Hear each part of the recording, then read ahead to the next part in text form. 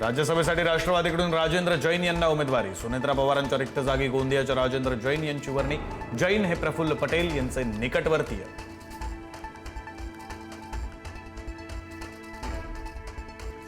नवी दिल्लीमध्ये आज इंडिया आघाडीची बैठक। 5 राज्यांच्या विधानसभा निवडणुकीनंतर होणार महत्त्वपूर्ण चर्चा। उद्धव ठाकरे व्हिडिओ कॉन्फरन्सद्वारे राहणार उपस्थित। नाशिक टीसीएस धर्मांतर प्रकरणामध्ये मुख्य संशयित आरोपीचा धक्कादायक जबाब। पीडितेला घरी नेऊन नमाज पठणाचं शिक्षण दिलं। आरोपी निदा खानची कबुली। 3 महिन्यांमध्ये गॅस सिलेंडर 89 रुपयांनी महागला। इतर देशांच्या तुलनेत भारतात सिलेंडरचे दर कमीच, केंद्र सरकारचं स्पष्टीकरण। मुंबईमध्ये वॉटर टँकर असोसिएशनचा आजपासून बेमुदत संप। मागण्या मान्य न झाल्यामुळे संपाचा बडगा। टँकरवर अवलंबून असणाऱ्या मुंबईतील व्यवसायांना बसणार फटका। बुलढाण्यामध्ये पाण्याची गंभीर टंचाई निर्माण होण्याची शक्यता। येळगाव धरणात केवळ 15 दिवसांचा पाणीसाठा शिल्लक। पाणी जपून वापरण्याचं आमदार संजय गायकवाड यांचं आवाहन।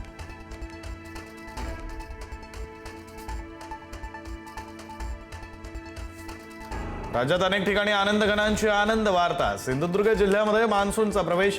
मान्सून मुंबई पुण्यात मान्सूनची शक्यता। आज विदर्भातील 5 जिल्ह्यांना पावसाचा ऑरेंज अलर्ट। पावसाळा उंबरठ्यावर असतानाही नागपुरात उष्णतेचा तडाखा कायम। काल कमाल तापमान 43.8 अंशांवर। ब्रह्मपुरीत सर्वाधिक 45.2 अंश सेल्सिअस तापमानाची नोंद।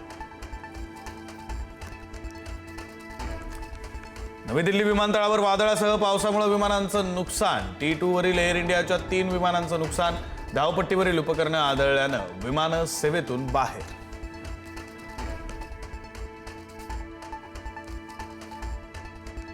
डॉमिनिकन रिपब्लिकमध्ये खासगी विमान धावपट्टीवर कोसळलं। टेक ऑफ दरम्यान विमान क्रॅश। भीषण अपघातात पायलट आणि को पायलटचा मृत्यू।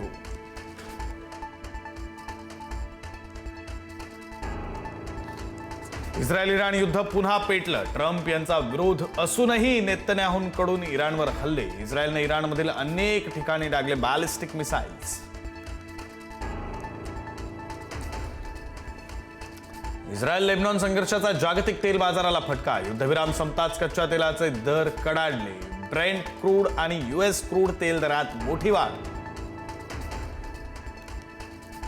फिलिपिन्समध्ये 7.8 रिश्टर स्केल तीव्रतेचा भूकंप। दक्षिणेकडील मिंदानाओ बेटावर भूकंपांचे धक्के। भूकंपामुळे फिलिपिन्ससह इंडोनेशिया किनारपट्टीवर त्सुनामीचा धोका।